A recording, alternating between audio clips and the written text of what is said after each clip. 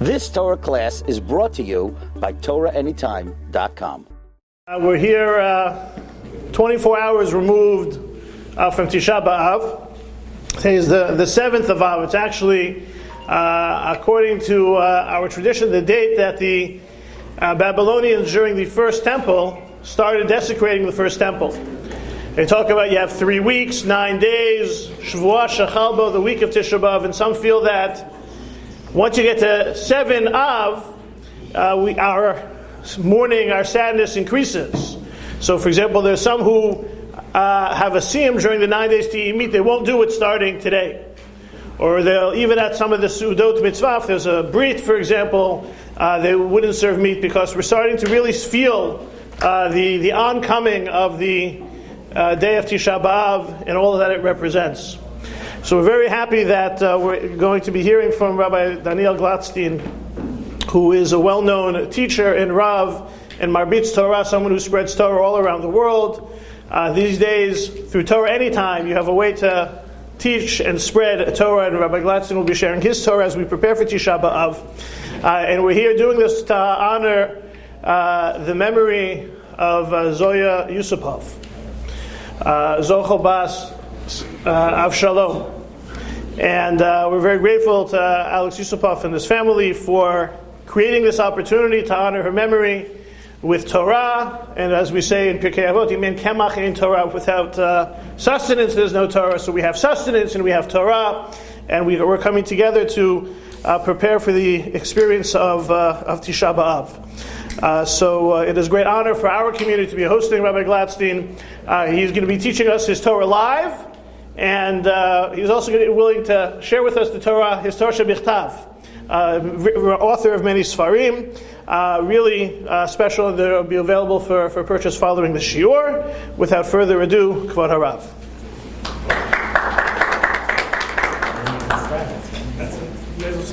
Yeah. It's a good one.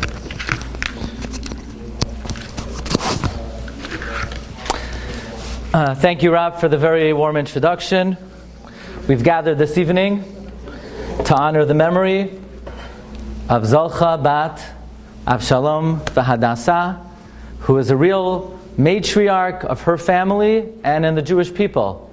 You know, in the prophecy of Devorah, we say about Devorah HaNeviah, we say, Ad Shekamti Devorah, Shekamti Aim B'Yisrael. She was a mother in Israel. The greatest praise of the Jewish woman is to be a mother, to be a matriarch, and with great self-sacrifice, all by herself, in the most trying conditions. She rebuilt her life, she rebuilt her family, she rebuilt generations. She was zocha to see 4 generations. Like we say by Yosef HaTzadik, Gam b'nei Machir ben Menashe, Yuladu al Berkei Yosef. It's a very special thing to see the shalsheles, the continuous change of the Jewish people. So on this occasion, we are sure that her neshama is receiving a great aliyah, a great elevation. And I want to thank Rabbi Alex Yusupov for giving me this opportunity, and my friend Rabbi Robert Yadgarov. And I appreciate my friendship, and may her neshama be a melitza yishara for all of her family, for all of her descendants. Ad bias gal tzedek. Amen. So here we are, only 24 hours before Tisha B'Av. Tisha B'Av is the worst day of the year. Such a terrible day that the prophet Jeremiah, Yirmiyah Hanavi, cursed Tisha B'Av. That was the day of his birth. He cursed the day. Tisha B'Av is like a lightning rod. If there are things that are bad and they're going to happen, they happen on Tisha B'Av. The first temple was destroyed. Second temple was destroyed.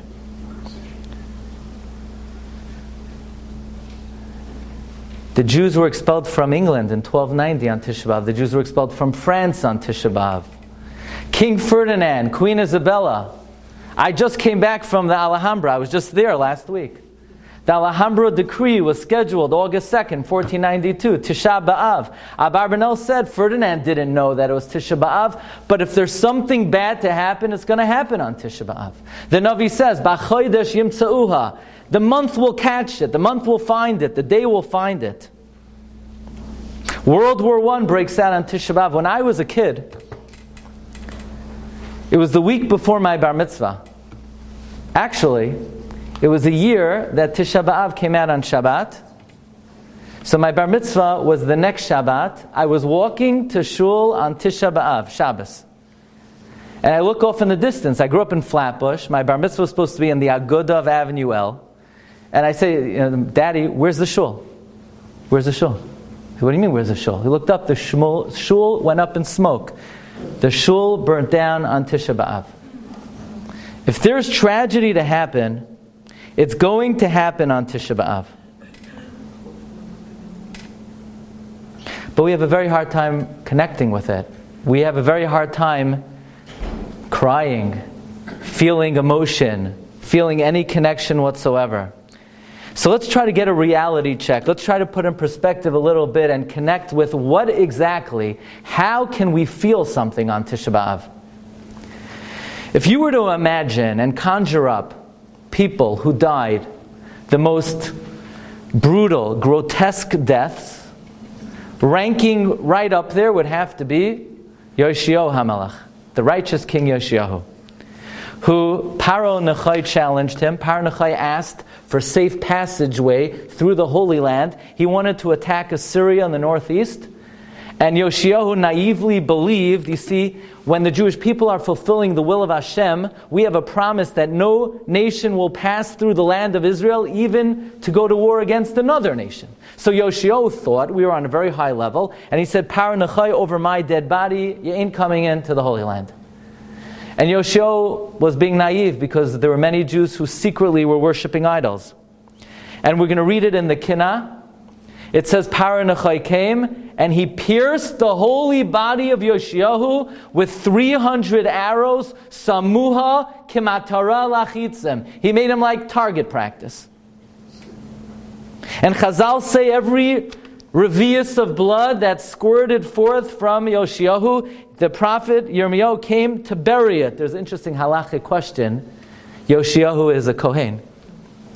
And a revius of dam is mitame. So how could Yirmiyah even approach the blood of Yoshua Melech? But be it as it may, this is what happened to Yoshiyahu. He died in the most torturous possible way. How do we understand that in light of the fact that Yoshiyahu was promised by the prophet, Ani osivcha al avosecha v'ne'asafta el kfurasecha b'shalom. Yoshiyahu was the only individual in history promised a peaceful death. The one man who is promised a peaceful death dies in a massacre. How do we understand that?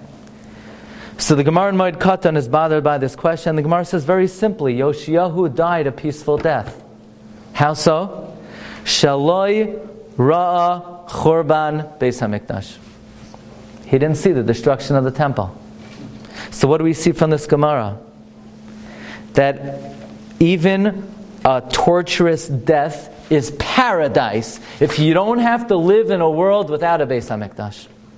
The destruction of the temple is such a nightmare, it's such a horror, such a devastating disaster, and this is something we have to assimilate in our minds a little bit. You know, we say in the bracha of the Haftarah, we say, Rachim al Tzion, have mercy on Tzion, ki hi beis chayenu, because it's our life. Yerushalayim is our life. The temple is the source of our vitality. Remember, we're going to say on Tisha B'Av, we're going to recount the story of Titus Harasha, the evil Titus. He goes into the Kodesh HaKadoshim, he goes into the Holy of Holies. And many of you maybe studied recently in the Gemara in Gittin. The Gemara says Titus went into the Holy of Holies. And he took a Sefer Torah. And in the Holy of Holies, on top of a Sefer Torah, he commits the unspeakable act. Whereupon he takes his sword and he pierces the paroiches. And what happens to the paroiches? It begins to gush with blood. And Titus, the Gemara says, thought harag es atzma, he thought he killed the Almighty. And he takes the parochas and he wraps up the kiyum of the Beis HaMikdash and he takes it back to Rome. This is what happened to Titus. God tricked Titus into thinking, harag es atzmoi, that Titus had given a severe blow to the Almighty. But let's ask one simple question. God doesn't make miracles for nothing. We understand what Hashem was trying to make Titus think.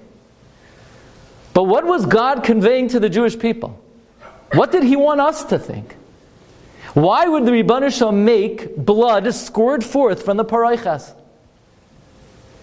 Says Rav Isaac Sher. Rav Isaac Sher was the Rosh Yeshiva of the Slobodka Yeshiva. He said God was conveying to the Jewish people a fundamental lesson. The Beis HaMikdash is the heart of the Jewish people. The Beis HaMikdash is the source of life of the Jewish people. And if the temple is being destroyed, that's literally a dagger in the collective heart of Klal Yisrael. And if Titus is destroying the temple, we need to view that like the cardiac arrest of the Jewish people. If only, friends, we could put our 2 feet on the floor of the Beis HaMikdash. You know what that would do to us? You know, Rav Yonasan Eibeshitz writes, if a Jew would merely stand in the courtyard of the temple, the floor would infuse the Jew with such spiritual energy, with such holiness, with such kedusha, you'd be elevated to a different stratosphere. You know the story of Yosef Meshisa? The Gemara tells us that the Romans were about to destroy the Temple Mount, and they're afraid to go onto the Har HaBayis. Sorry, I have to tell you, the Romans were afraid to go onto the Har HaBayis. A Jew should even be more afraid to go onto the Har HaBayis. I'm just expressing my position on this. So they sent a Jewish emissary, and this Jewish emissary was a Jewish rebel. He was a heretic. His name was Yosef Meshisa, and they used him as a guinea pig. So they say, Yosef, go into the temple and take something really nice. So Yosef Meshisa goes into the temple and he takes the most prized possession. He takes the menorah. They said, Yosef, we appreciate the service, but that's the one item you can't take. The menorah belongs to the king. The menorah belongs to the general. You know what? Go in again. Take something else. Not the menorah. You have good taste. Not the menorah. You know, it's like when my dad tells me, pick a tie, and then I take a tie. He says, you have good taste, but he says, keep it. But they told Yosef Meshisa, listen, want something else. Yosef Meshisa said, no thanks. So what do you mean? You can take anything. No, I'd rather not, he says. They said, well, what's the problem? We'll reward you. We'll give you off 3 years of taxes. No, I can't do it. So what do you mean you can't do it? They said, we're going to kill you if you don't go into the temple again. He screams out, Vaili, woe to me. So they took him and they put him on a bench and they hacked him to death. Whereupon he cries out, Avai, Avai, shehechasti lebayri, woe to me that I angered my Creator. So the Panovich Rav wants to know, I don't understand. He went in the first time. He took the menorah. He's not scared of retribution. So now they're giving him another opportunity. So go in again. What changed? What happened to him? He didn't hear a shiur in the interim. He didn't learn anything in the interim. He just went into the temple. Says the Panovich Rav, you know what happened to him? He went into the temple. He went into the Beis HaMikdash. If a Jew stands in the Beis HaMikdash, it's a life-altering experience. It changes you forever. There's a famous contradiction. It says, bring the karban willingly, but you have no choice. So, it's like a lot of things in life that you have to do. So the question is it willingly or do you have no choice? So Chassam Sofer says, at first you have no choice. You got to bring the karban. Once you enter the temple, then it's willingly. Everything changes. Entering the temple was a life-altering experience. If I could share with you, I have sheets over here. Some people don't like sheets. If you don't like sheets, don't use them. But I want you, if you're able, to see the words inside. It's worthwhile. These are the words of the Vilna Gaon. The Vilna Gaon wrote a commentary to a Kabbalistic work. This Kabbalistic work is called Safra D'Tzniusa. By the way, just to give you a little bit of a mashal, what the Gemara is to the Mishnah, the Zohar HaKadosh is to Safra D'Tzniusa. Safra D'Tzniusa is like the Mishnah of Kabbalah. The Vilna Gaon wrote a commentary to the Safra D'Tzniusa, and in this commentary he gives us a state of the union of where we're holding in our generation. Exactly how do we rank ourselves? What state are we in the Gullus today? Writes the Vilna Gaon, writes the Gra. He says, Ki me'es shecharav habayis. From the moment the temple was destroyed, Yatsa ruchenu ateres roshenu. Our spirit has been sapped. In other words, the destruction of the temple is akin to spiritual death. But says the Gra, it doesn't end there. V'nisharnu rak anachnu hu guf b'loi nefesh. We are left spiritually like a body without a soul. But we're not done yet. He says, v'yitzia l'chutzarts. But once we left the Holy Land, hu hakever, that's like the grave. V'rima misoyveves aleinu. And the maggots, they're surrounding us. Ve'in biyadeinu lahatzil, we have no escape. Hein ha'akum ha'ichlem b'sareinu, these are our adversaries. But says the Vilna Gaon, so long as the great Torah academies of Surah, Pampadisa existed in the Jewish people, at least our spiritual skeleton was intact. But with the demise of the great Torah academies of the Jewish people, our bones have been scattered. Not only that, says the Gra, spiritually, the bones have decomposed. And we ask the Almighty not to resurrect us from the dust where we are. We ask the Almighty to resurrect us from the dust that we are. In other words, the Vilna Gaon is saying, if you wanted to get and understand what level are the Jewish people on today, spiritually, the Gra says we're not spiritually incapacitated. That would be a compliment. It's as if even the spiritual bones of the Jewish people have disintegrated into dust. Tisha B'Av is a mournful, terrible day. And yet we read in Megillas Eicha a description of Tisha B'Av which is nearly impossible to understand. In Megillas Eicha we say, Kara alai moyed lishbar bachurai, that the Almighty decreed that it's a moyed. Literally that means an appointed time. But halachically, the fact that Tisha B'Av is a moyed has halachic implications. Number one, we don't say Tachanun on Tisha B'Av. We don't even say Tachanun tomorrow by Mincha because Tisha B'Av is a moyed. If there would be Layaleno funeral, you wouldn't even say Tziduk Hadin. There are halachic implications of the fact that Tisha B'Av is a moed. What kind of Yom Tif is Tisha B'Av? Could you imagine a Yom Tif? It's a Yom Tif? What kind of holiday is Tisha B'Av?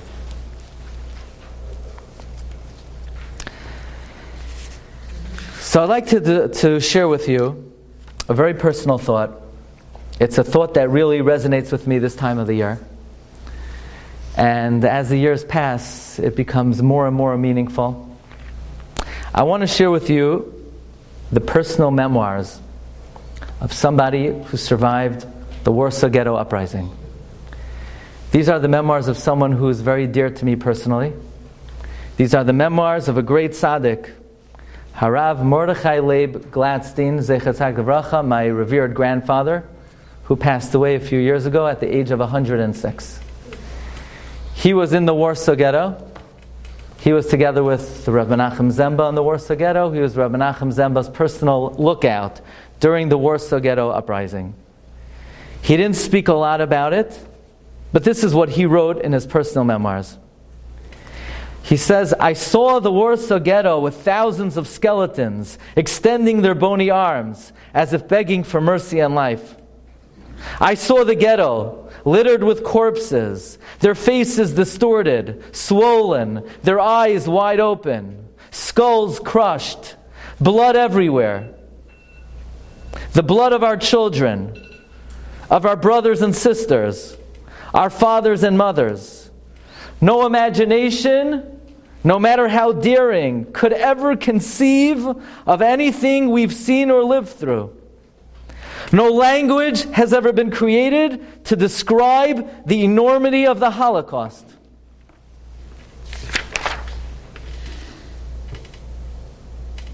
He writes that he was hauled to a forced labor camp of Bedzin in the bitter winter, early morning darkness, freezing temperatures. We had to perform back-breaking labor.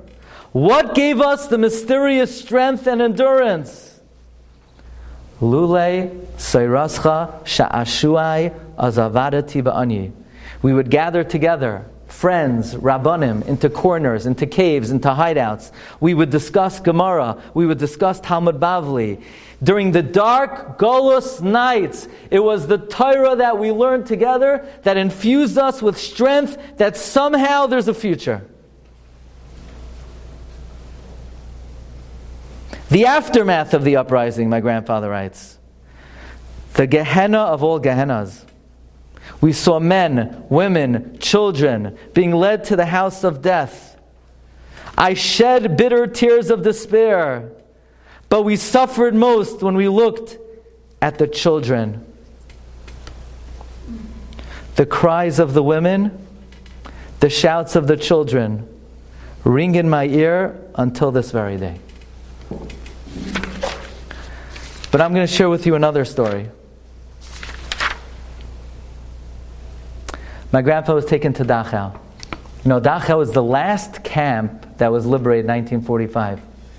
My grandfather was liberated from Dachau on Lag BaOmer, 1945, the last liberation.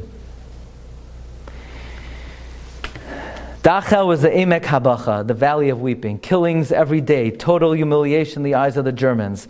My grandfather was together with his brother, Heinach. They were together in all the dark places.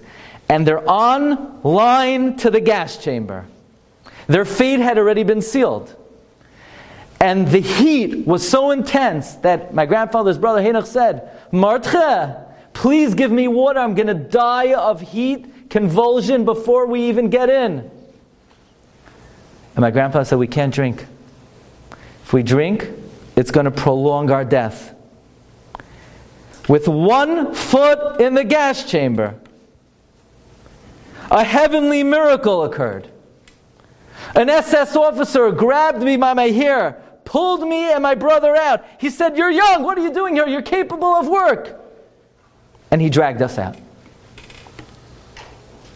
My grandfather writes, this godly wonder will remain in my memory forever.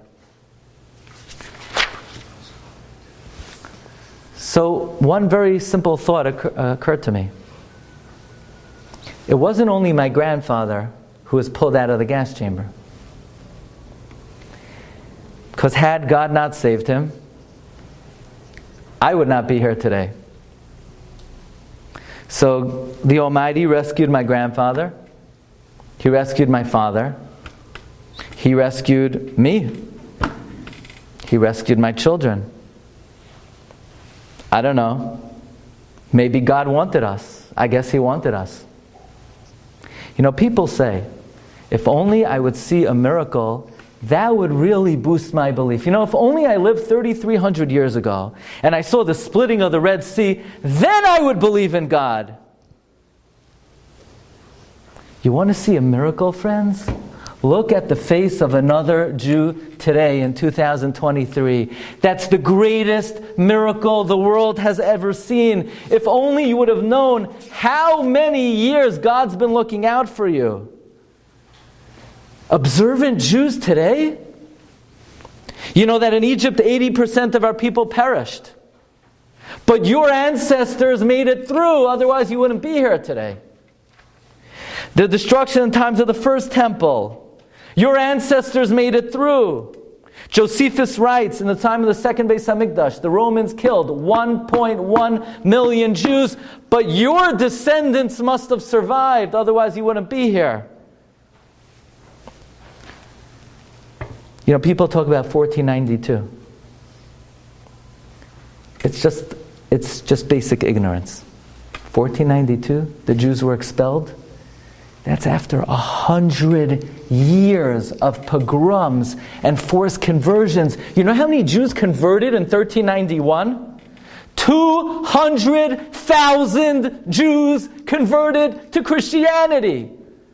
Not just regular Jews. Soifrim, Mayalim, Rabbanim, Rosh Yeshiva. They converted. We lost them. And then in 1492, not all the Jews left. Tens of thousands converted. But your ancestors were strong. They survived. They made it through. You know, many Jews came to Portugal. You know who the king of Portugal was? King Manuel. I was just in Portugal last week. Most beautiful country I was ever in. Besides Eretz Yisrael, of course.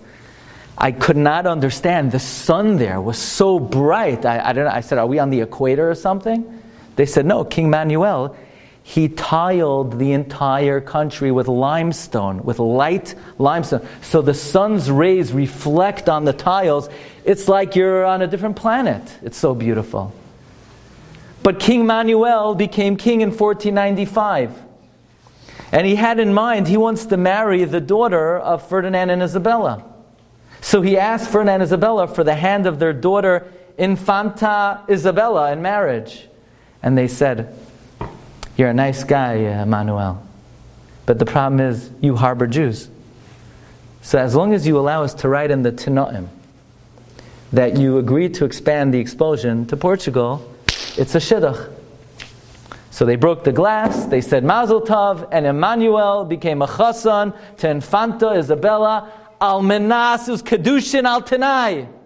Al-Menas, he brings the expulsion to Portugal. So in 1496, he said, I'm giving you 10 months or so. Jews, you're out. Or convert. But he lost patience. So on the first day of Pesach, Emmanuel said, convert now or leave. And if you want to leave, you leave without your children. And Emmanuel made the following decree. Every child under 18 was forcibly kidnapped and baptized, with no exceptions. There were Rishonim. Rabbi Avram Saba made his way from Spain to Portugal. And he lost his 2 children. He never saw them again. Tens of thousands of Jewish children were taken from their parents and moved to an island off of Africa.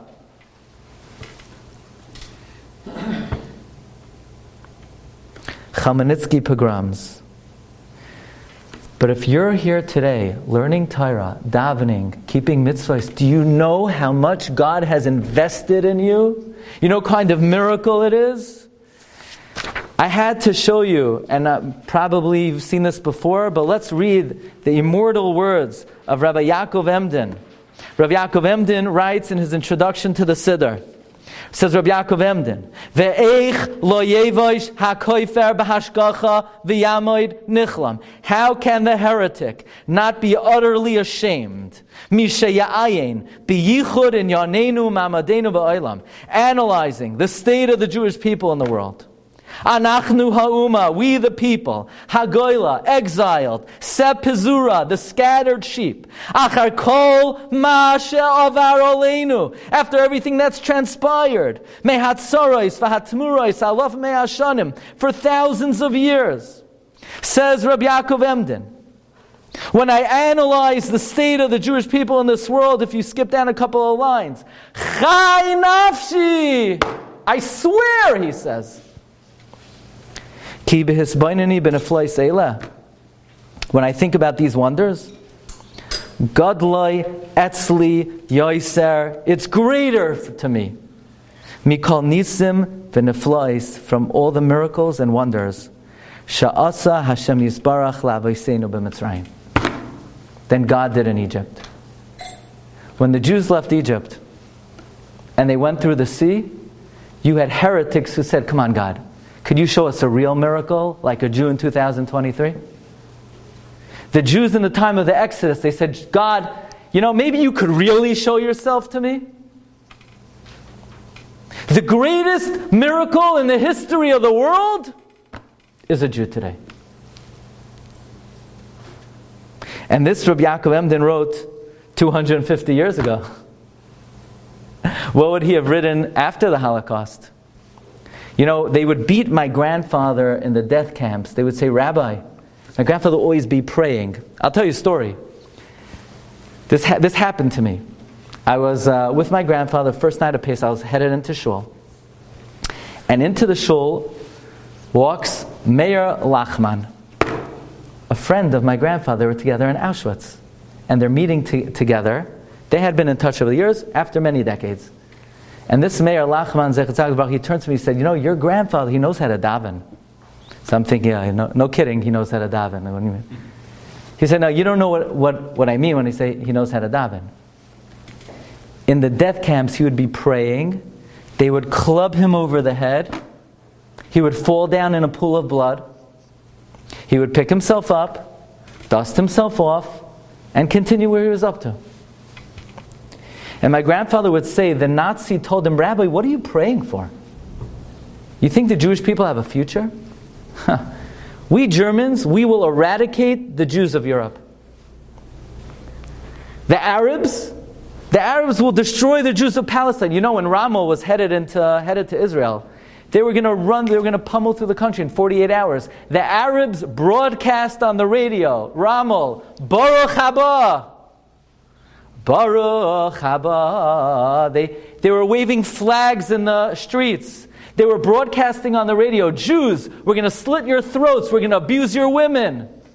And you know, a miracle happened. There was a pipeline, and they lost water supply. It was a great, great miracle. And the Nazis said, the Jews of America, they're going to take care of themselves. You see how well Hitler understood the state of the Jewish people? Unfortunately, the one thing he was most correct about was the Jews of America. Because more Jews have been lost in America than in the Holocaust. Lo yaleinu.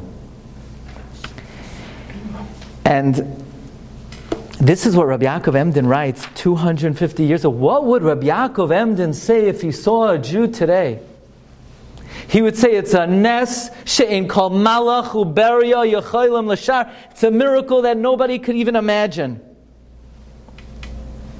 So how can we not think that if Pesach is a moyed and it celebrates Yetzias Mitzrayim, the Exodus, and if Sukkot is a holiday to celebrate Zecher la'ananei hakavod, to commemorate the clouds of glory, then there's a certain element of Tisha B'Av that is a moyed, and that is, if you read the 45 kinnis, what we've been through, what we've endured, and yet we're still here, we're alive, we're kicking. The miracle of Tisha B'Av is Zecher leNitzchios Yisrael. It commemorates the eternity of the Jewish people. And therefore, I want to share with you, so I printed this. Somebody showed this to a big rabbi in Brooklyn. He was shaking the whole Shabbos. This is like a prophetic Dvar Torah of the Rishon Rebbe. If you look in Parshas Pinchas, Parshas Pinchas is the Parsha of all the holidays, of all the Yom Tovim. Okay, so you have Pesach, Shavuos, Rosh Hashanah, Yom Kippur, Sukkot, yeah? You know, in a Sefer Torah, between subjects, you could have spaces. You could have either a samach. Samach means it's closed. Closed means the subject ends on the line, and it begins on that very same line. And in between, there are just about 4 letters of empty space. That's called samach, Parsha Sesuma, a sealed Parsha.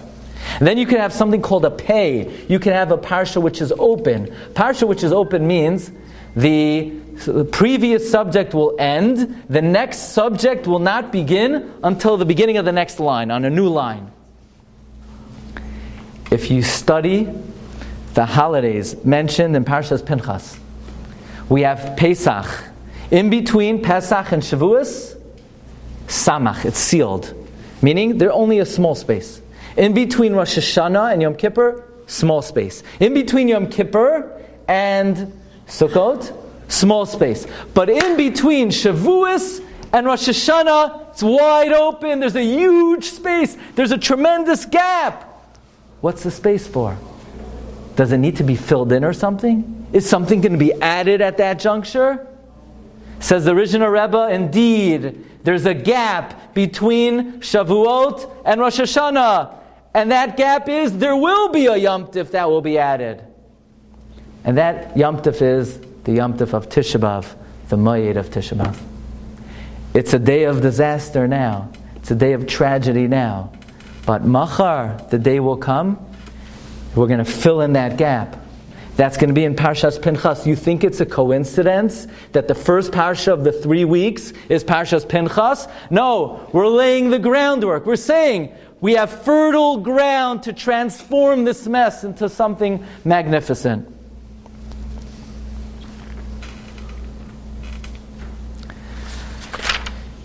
In a particular labor camp, my grandfather and his brother smuggled in a pair of tefillin. They put on tefillin every day. Every morning at the crack of dawn, my grandfather put on tefillin shel yad, and he put on the tefillin shel rosh. He would give it to his brother Henoch. Henoch would put on the tefillin shel yad, put on the tefillin shel rosh. The Lager Fuhrer was a very brutal guy named Ficus. Ficus catches you, bullet in the head on the spot. One particular morning, my grandfather woke up to put on the tefillin. He gives it to his brother Henoch. Henoch puts on the tefillin shel yad. He's putting on the tefillin shel rosh. I know there are a lot of stories like this. I heard this from the person it happened to. Henoch put on the tefillin shel rosh. Ficus walks in. He picks up the gun to shoot. He looks at the tzaddik wearing the tefillin shel rosh. He chaps a sitter, he shakes, he's shaken to the core, he puts the gun down and he runs out in fear. My grandfather says it was an open miracle. The Gemara tells us, when the nations of the world see that the name of God is upon you, they will fear you. This is the tefillin of the head. They saw that. Friends, the Holocaust was a time of darkness. Where was God? It was Hester Panim. But at the same time, like a flash of lightning in darkness, there were revelations of raw, divine Gilui Shechina.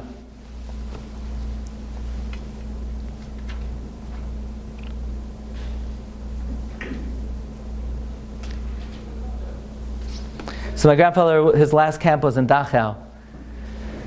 And the Germans knew that the Americans were coming, the Russians were coming, so they rounded up all the survivors and they put them on, first they were on a death march. Death march, my grandfather writes, he recorded this. It's in, I found it in Yad Vashem. He submitted this to Yad Vashem. I found it in their repository.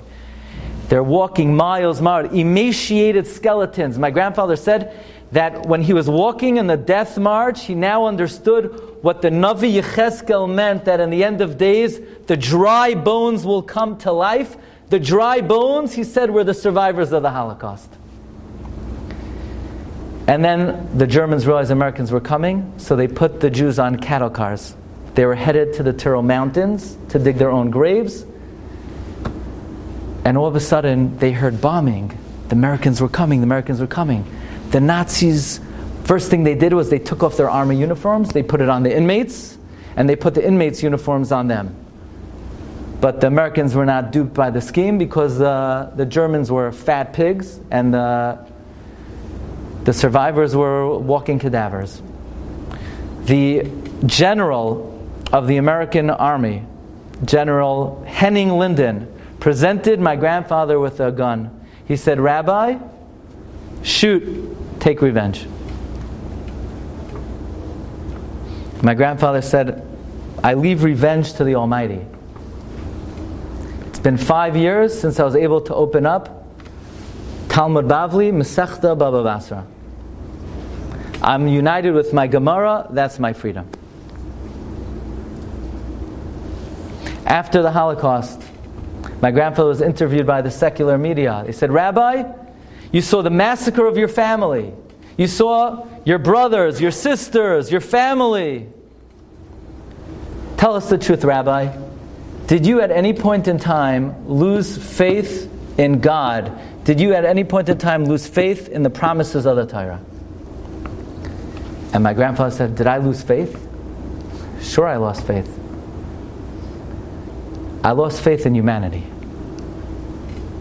How could Europe, who knew what was happening in the death camps, turn the other way? How could Roosevelt, who knew exactly the locales of Auschwitz, where he bombed around it, why didn't he bomb it? How could a civilized society like Germany shed their conscience?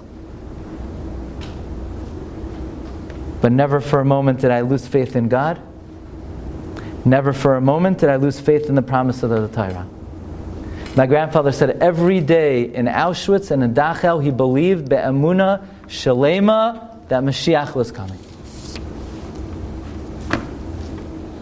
And to me personally, this is another dimension of the moyed of Tisha B'Av. Who could imagine the soaring spirit, the pure emunah, the bitachon, the faith, the trust, the belief of these righteous survivors? You know what we're celebrating on Tisha B'Av? The emunah tahira, the pure faith of Jews throughout the ages who never lost faith in the Almighty. The indomitable spirit of the Jew. You know, we have this very odd custom on Tisha B'Av.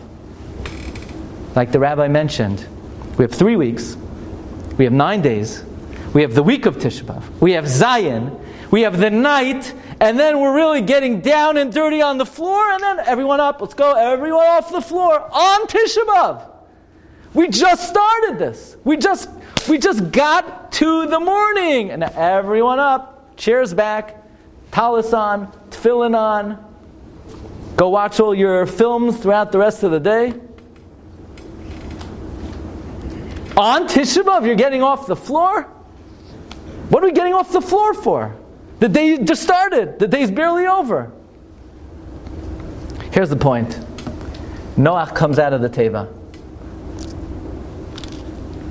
What is the first thing he do? What's the first thing he does? He plants a vineyard.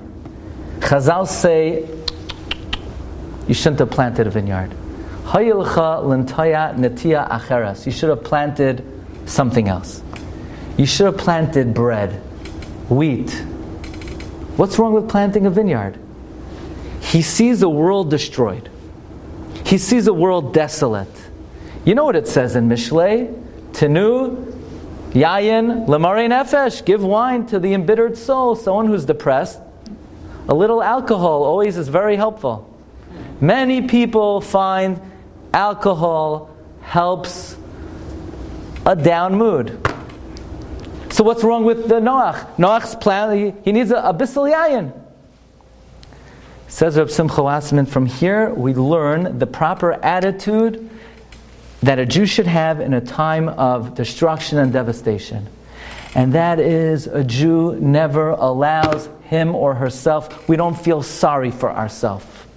We don't wallow in self-pity. We don't stay on the floor. We don't say, woe to me. Never did my grandfather, was he ever sullen, saddened, depressed.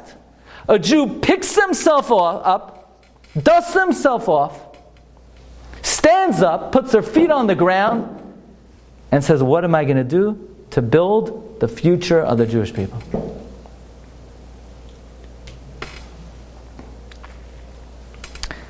And that's what we do on Tisha B'Av. We go through all the tragedies, starting from Chumash Beis HaMikdash, First Temple, Second Temple, Crusades, pogroms, Inquisition, Holocaust. But we don't even allow ourselves the luxury to stay on the floor. We're right off the floor. So, friends, what are we going to do? What are we going to do to help rebuild the Jewish people? That's the objective of Tisha B'Av. What can we, my family, do to strengthen Klal Yisrael? My shul needs help with something. There's a yeshiva that could use my assistance. There's a project that needs some encouragement, I'm there. I'm there for it. You know, I was always hesitant. No, Tisha B'Av. We get off the floor. We roll up the proverbial sleeve. And we ask ourselves, what are we going to do for the future? My grandfather, upon liberation, he knew English before the war. He studied in university. He was also a rabbi. He had smicha. So the American Army made him the head of the religious department of the Joint Distribution Committee. So in that capacity, they gave him an army uniform. They gave him a jeep. He was a translator when Dwight Eisenhower, the chief commander of the Allied forces, came to the camps. He was Eisenhower's translator for the Kloisenberger Rebbe. He shipped in talesim, tefillin, mezuzos for all the survivors. He built mikvahs in the DP camps. He built Talmud Torahs in the DP camps. And his most rewarding job was he helped anyone who wanted find relatives either in America or Israel. You needed a sponsor. To get out of Europe, you needed a sponsor, so you needed a relative. So he would read the papers. People would advertise, is Yankel here? Is Beryl here? I'm in the Lower East Side. I'm in Tel Aviv. And he would make shidduchim between survivors and families. He helped tens of thousands of survivors rebuild their life after the Holocaust. He did not leave Europe until 1951, until every last survivor who wanted to rebuild their life was given the opportunity. In one of the girls' schools that he built, he saw a lovely young lady who is the daughter of the last Rav of Sachachev, who is my grandmother, and he rebuilt his own life, but never for a moment did he wallow in self-pity. Even on Tisha B'Av itself, we pull ourselves off the floor, we dust ourselves off, and what we think is, what can we do for the future of the Jewish people? And I'm honored to come this evening and pay tribute to the memory of Zalcha bat Avshalom and Hadassah, who lived this type of life. She didn't wallow in self-pity. She took her child, she rebuilt her life. She had banim, ubnei banim, many doiros, oiskim atar v'mitzvahs, and now she's Aim B'Yisrael. She's a proud mother and made a great contribution to our people. And in that merit, may her neshama have a continuous aliyah b'Gan Eden, and may everyone should have an easy tainus, and may we all be zoicha to fill in that open gap in Parshas Pinchas, where the Yom Tif of Tisha B'Av is restored to a moyed, where the Tzoim HaChamishi Yiyah Lebeis Yehuda L'Sasayin U'Lesimcha U'Lemayadim Tovim. Thank you very much.